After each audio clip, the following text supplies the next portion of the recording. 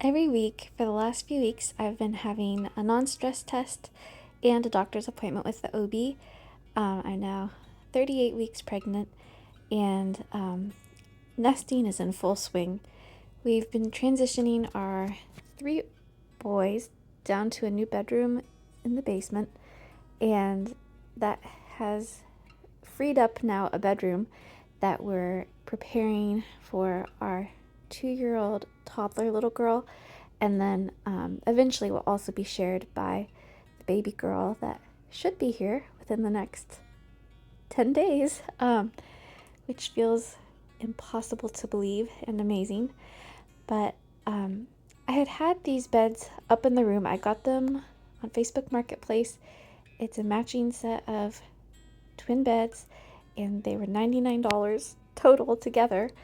And I had them up in the bedroom, and the more that I looked at them, the more I thought, these need to be white.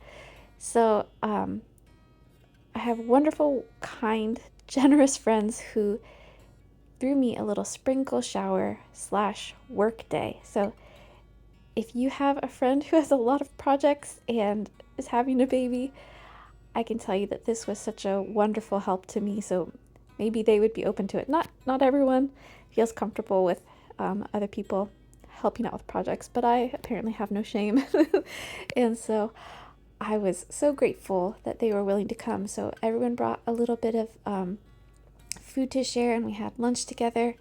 And then friends helped weed and edge and mulch my flower beds. And then they helped me bring the 2 beds downstairs so we could fit one in the garage, and then the other one we put just on a tarp on the floor in the living room. And so we got the first coat of paint done on the one in the living room when everyone was here. And then that was just enough to get me started. So then I was back out in the garage giving it another coat of paint. The cherry stain kept coming through. So after about 3 coats of paint, I realized I should probably do like a stain blocking primer. So that's what you saw me putting on, was a stain blocking primer.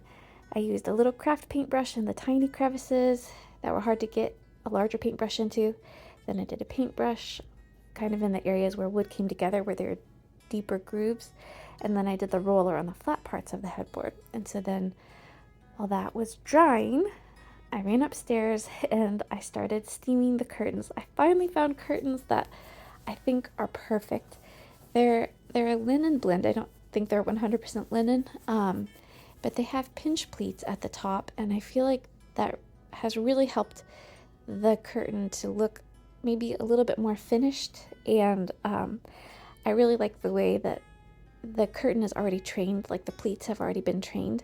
It came really meticulously folded with the pleats kind of already in place. So I'm just steaming out the spots where the pleats look too sharp, and also where there were any wrinkles from packaging. A steamer is not something that I ever thought that I would need, but my mom gave me one for Christmas 1 or 2 years ago, 3 years maybe, and it's because she knew that I needed a steamer, and it has really come in handy on certain occasions. It's wonderful for curtains, of course, but it's also really nice for dresses. Like, we've used it on my oldest daughter's dresses when she's gone to formal dances. And then I could see it being very useful if you have slip-covered couches after you wash them. Now, when we wash our slip covers on our couches, I normally put the base cover on. When I say I mean my husband. We normally have a division of labor where I strip the couches and wash them and bring them back up, the covers back up, and then my husband puts the covers back on because he's more patient than I am. But we normally put it on our couches damp and then kind of straighten things out so that it dries neatly. But sometimes that doesn't quite work out, and then things look a little wrinkly or hanging awkwardly, so a steamer is also wonderful for that occasion. But anyways, I do really like these curtains. They kind of have like a crosshatch kind of nubby fabric when you see it in the light. They do lower the light level in the room. They don't obviously like block the light. There's no lining, but I think that if we need to in the future, we can always add, I thought maybe like a natural kind of like Roman shade could look really pretty in here. But for now, this is great. I got like antique bronze finish curtain rods, and then I ended up getting rings. I wasn't sure whether I should get 90-inch curtains or 84-inch curtains with the hooks. But what I found is that I really wanted to expose the curtain rod to show more of the antique brass finish in the room, because there isn't a whole lot of brass. Other than that, I think I'm going to change out the closet knobs to be like an antique brass. Right now they're just kind of black. But I wanted to bring kind of like that warmth and that other kind of texture into the room, so I felt like the hooks were really great. Another aspect of nesting is catching up on laundry, and the same friends who had come to our house to do the sprinkle shower plus work day, they gifted me some new changing pad covers, some new pack and play mattress covers, and some new crib sheets, because we're really quite low on all of those things. You know, those things eventually wear out from other kids, and so we went with white muslin. I think white just kind of makes everything look cheery and fresh, and then also, and very importantly, with newborn babies involved, they're bleachable, you know, so those deep yellow stains that you can imagine how they might come to be, those are bleachable, so those are great. Now, I always find with projects that I make a little bit of a mess. So the bed had been here in the living room and we had tarp down, but some paint just got onto the floor. So I wanted to share a trick with you, which is using the scrubby side of a sponge. It works really well on dried paint. So first I put wet paper towels over the spots of paint that were on the wood floor. I let it sit for a few minutes while I used the scrubby side of the sponge to get dried paint off the pants that I had been wearing the other day. So I wetted the pants with some water, and then I have just dish soap and water on the sponge. And really, if you're patient and work at it a little bit, it will come off. And then I just wiped it up with a wet paper towel, and it's good as new. So that's one of my favorite parts of projects, is when it's done and I get the cleanup done and my house doesn't feel like, you know, a chaotic wreck, because I'm getting to the point in my pregnancy where I want things to be very orderly. If the baby should come and the next day or a few days, like, I just want things to not feel like insurmountably messy. So here we're down in the basement bedroom, and my husband is putting up some sconces. We're going to do one over each of the boys' beds, so we'll have 3 total. And we had these up in their bedroom before, and they've been really nice. So they're not wired into the electricity in the walls. We just use these push lights. So this makes it like a really easy and accessible project. This way they don't have to have all the overhead lights on when they're reading at night, because we do have kind of an age range of boys down in the basement sharing one space. And so some of the older ones can stay up a little bit longer and read a little bit more, but the younger ones might want to fall asleep a little bit earlier, and that's kind of hard to do with a glaring overhead light. So this is a good compromise. Here I'm just changing the paint color a little bit on some artwork that I had made for the little girl's bedroom. On Etsy, I found this painting of, it looks like blue violets, and I was thinking about ordering it, but then I remembered I had this picture frame. It was kind of in a deep cherry finish stain, so I painted the frame white. I gave it a few coats of white paint, and then I just found some watercolor paper that the kids had in the drawer, and I just looked at the picture that I saw online and kind of did my own version of it. I think the actual painting had like 5 violets or something. So I originally did it with watercolor, and I'm not at all an artist, as you can clearly tell, but this was just a very simplistic design, so I thought I would just try my hand at it. But once I got up into the room, I realized that it seemed too aqua of a blue.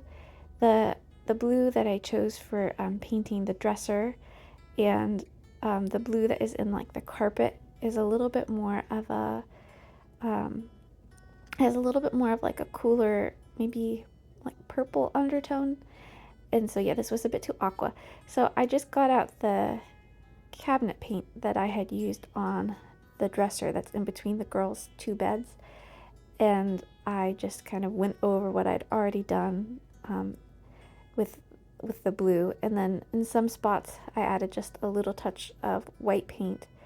And then for the perimeter of the violets that are a little bit darker, I mixed this light blue cabinet paint with just the tiniest trace of black paint, and I kind of like went around the perimeter, and I don't know, I think I still did probably too much black. It looked a little bit more gray than maybe I wanted, but I did find that as the paint dried, it got more blue. And then speaking of wonderful friends, my great friend Angie, she came over the other night and she helped me figure out how to hang these, I think, really cute monogram prints up on the wall above the girls' headboards. So these are customizable. I ordered them on Etsy. I can include the link in the description box in case you might want to check it out. They the shop that I ordered it from, they have it in other colors. Like they had a really sweet pink one, and I was debating doing pink, but I don't know. I just keep coming back to I love the serene kind of ethereal look of pale blues and whites and creams kind of all layered together. So after far too much time, we eventually figured out how to hang these monograms up evenly, and they looked really cute. It was worth all the time and effort. So thank you, Angie, for coming to help me. So now that the little girl's room is done, there are curtains, there are beds, we're trying to transition our toddler away from the crib and then into this bed. So she did successfully sleep in this bed last night, which is wonderful. So that means my next nesting project is to clean the pack and play really well. I'm probably going to just take it outside and like soap it down and hose it down and let it dry in the sun. And then kind of raise it so that the mattress is up high to that like newborn level. And then we can do something similar with the crib. I'm not going to have to hose it down because it's made of wood, but just make the adjustments so that we can elevate the mattress. So that's kind of next on the list. And then obviously I want to finish working on the boys' bedroom down in the basement. There's still some trim to put up, nail holes to fill, caulking to do, and some touch-up paint that needs to take place, and then cleaning up, the air compressor and all of that stuff. It won't take too long, but it will feel good to have that done. And then also our oldest daughter is graduating from high school a week from today, so we're having a little party at my mom's house just with family, but I need to kind of start thinking about getting some of the food ready and preparing for that. She also mentioned that she didn't have shoes picked out that she wanted to wear, so maybe we can work on finding her some cute shoes. We also need to look at the housing survey for her going to live in the dorm next year, so that's another thing that is probably a priority in the next few days. Finally, I will need to pack a hospital bag, but I probably won't do it until I'm heading to the hospital for induction or if I go into labor, whichever happens first. And that's just going to be basic toiletries, a phone charger, an outfit for the baby, and the infant car seat. I don't like to pack too much because I don't want to have to keep track of it at the hospital, and I don't want to have to unpack it when I get home. Thank you very much for watching this video. I hope that you subscribe and share it with a friend. See you next time.